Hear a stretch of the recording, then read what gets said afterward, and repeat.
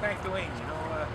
I've known him for 15 years, and together we've been the last 5 years pretty much alone speaking for this site. And Aboriginal people do care, but unfortunately the city talks to people who don't care and who betray the Aboriginal interest. My ancestor, Mary Ann Gabbery, first white woman in the West, she lived right at this site, buried many of the people here. And so I'm proud today as a descendant of Fort Edmonton to mark one of the graves. There's a rich archaeological history that is about to be destroyed by the city of Edmonton. And you won't see Lewis Cardinal or the people who represent our interests ever speak about the history of this site. And it's not just fur trade history. This is the Wolf Track. It is an ancient road from the Barren Lands all the way to Mexico. It's a migration trail.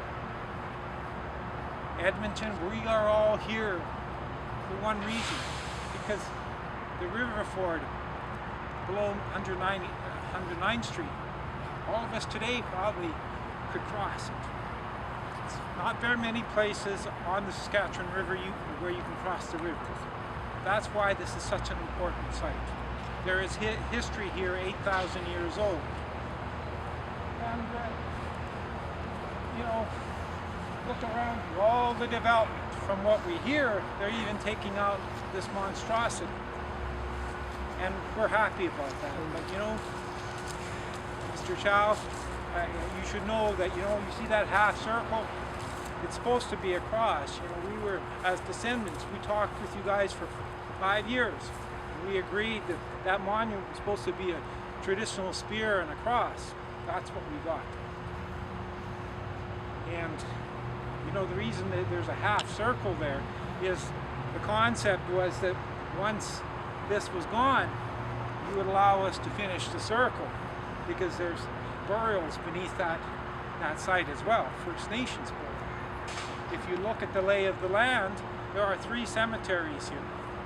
The Christian Metis Cemetery, which was comprised of Anglican, Fort Edmonton, and French Canadians. But all around here, the lower part, were First Nations burials.